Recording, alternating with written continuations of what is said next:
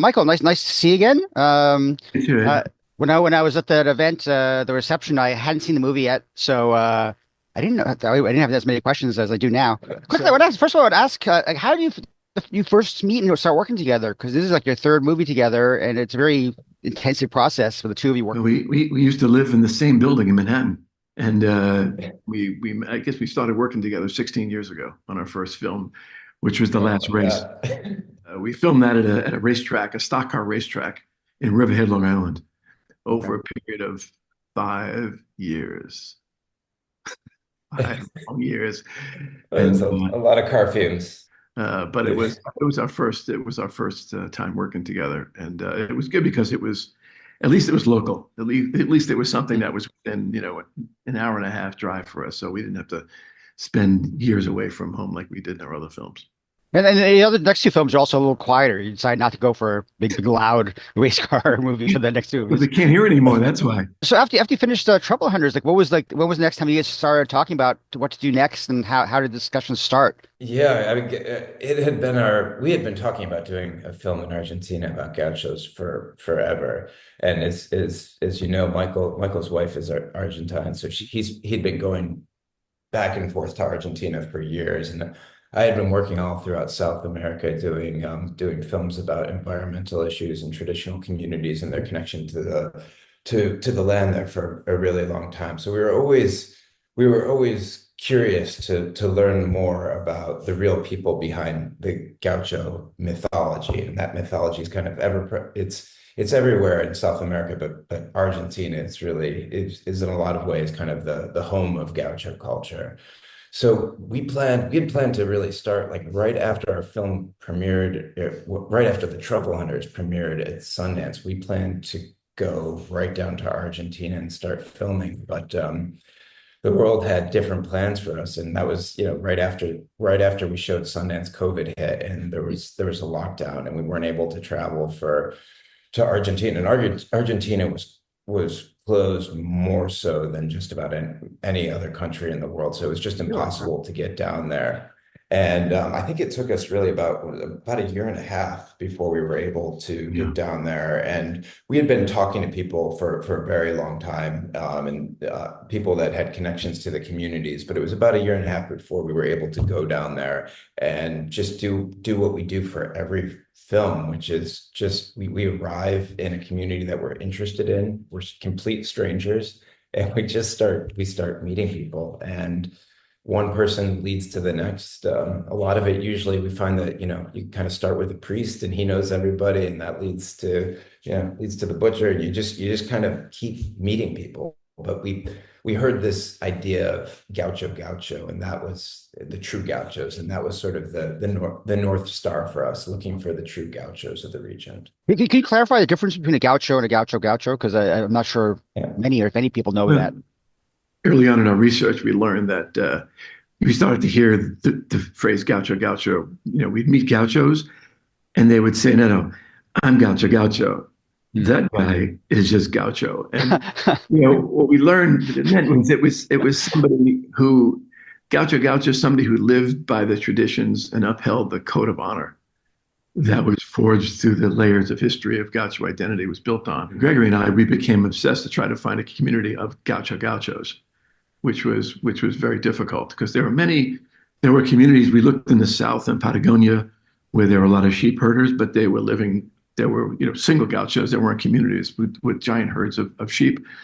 And then we looked at Corrientes, which is the northeast of Argentina, which is really beautiful because the gauchos spend most of their time in water. Um, but they're also they worked for somebody, and they weren't Gaucho Gaucho. They didn't have their own cattle. They didn't have their Oh, I own see.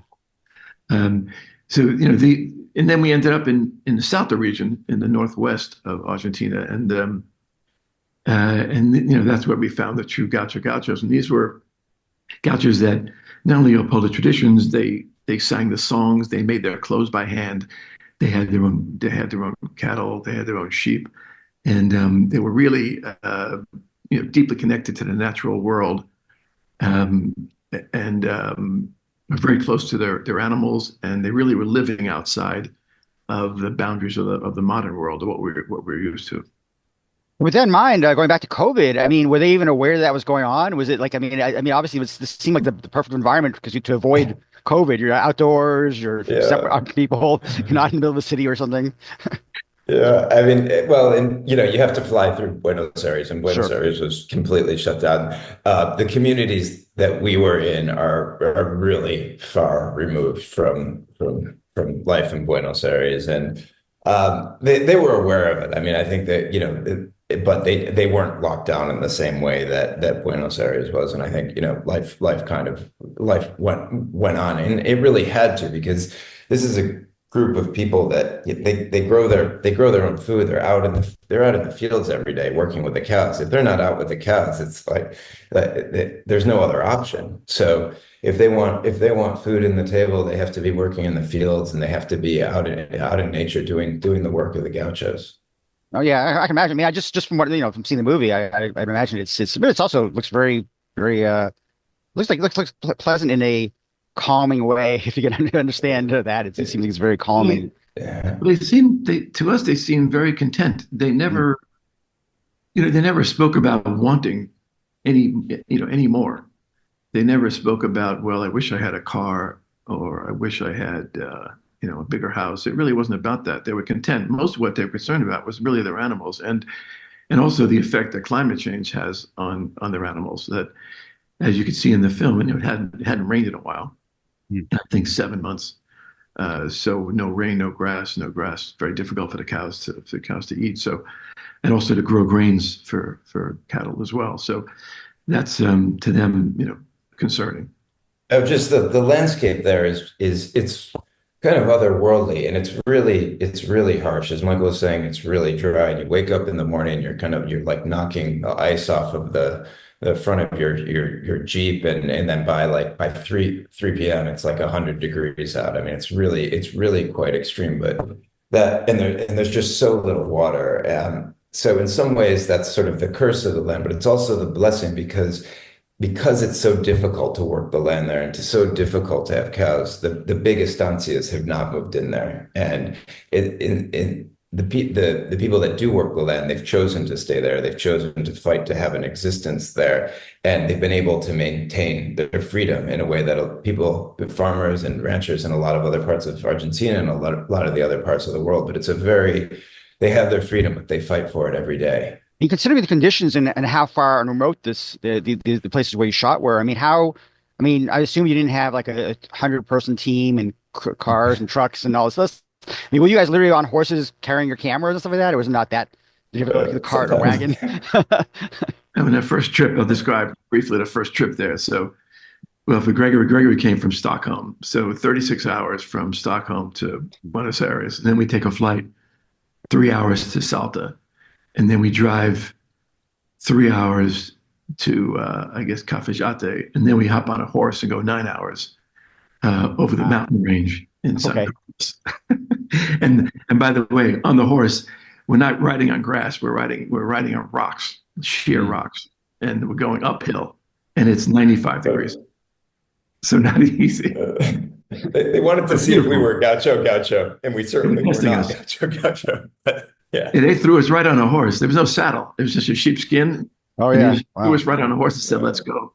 They weren't waiting. They weren't like, "Hello, how you doing? Let's just go," because the sun just came up, and they want to get there before the high heat, which was pretty hot. And you did this more than once, right? You didn't just go down there once and shoot for a couple months and come back home. You actually were back there and there and back and there and back and Yeah, we did it over. We took 10 trips over 2 years. okay. And the trips they were mostly 3 weeks long because it takes us a while each time to get down there. Plus, we want to always, our goal is always to become part of their family. That's our goal is so that to the audience, it doesn't really seem like this, like we're really observing their lives. It really seems like we're part of their lives, and that just takes a lot of time. So when we first go any film that we do, we spend sometimes 4, 5, 6 weeks without a camera, just getting to know the community, getting to know people. And Gregory said that sometimes the priest leads to is our fixer in a way.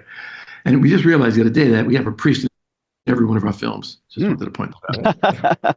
There must be a reason. There must be a reason. But it just takes a lot of time, the process that we have. And and a lot of what the audience is seeing is really, if you see somebody sitting down for a meal, what you're seeing is we might have recorded that meal over 2 years, the same meal over, maybe we filmed it 5, 6 times because they eat the same place, the same time, it's the same family. And what you see is really 2 or 3 minutes of a conversation over 2 hours that we filmed each time. But it just takes, just quite a bit of time. And when you're returning and going back, I don't want to say to civilization, that's kind of rude, but I mean, when you're going back, are you actually editing and doing sound on the stuff you've already shot and going through it and kind of cutting it down so you know what to do next time? Or So that's our process. Yeah, we start, as Michael was saying, we start visiting the location just to get to know people, and at a certain point we bring our camera and we start filming. But even that is really in the early phases. It's kind of research. We'll film a meal with somebody, and it's a chance for us to learn about them in a different way than you do when the camera's not running. There's something really people reveal things in front of a camera. It's actually kind of surprising. It's sort of the opposite of what you'd think. But when you're rolling a camera, they start talking about things in a deeper way. And that often leads to us understanding what the stories are. So sometimes, it might be even a year of spending time with somebody where before we really understand what the story that we're going to be filming with them is. And we start editing later on in the process. So I think we were probably about well over a year into the project before we started the editing process. And in the beginning, we're just looking at the different scenes, and we think of every scene that we shoot as kind of a building block of the story. And what we're trying to do is just kind of collect as many different blocks as possible that we can build a film out of. But each scene, especially because it's just one shot, that's our building block. And we're looking for these moments that somehow have some magic, some mystery, that are revealing something, some story, something about the character, that are also just entertaining to watch. And we start experimenting. If it's a dialogue scene, it might just be experimenting with some sound effects. Sometimes if it's not a dialogue scene, we'll start experimenting with music. And just like our filming, all of that is just very intuitive. We don't come to the process with any preconceived ideas. We come to the process with an openness and a desire to sort of reflect whatever it is, whatever that moment we were filming was.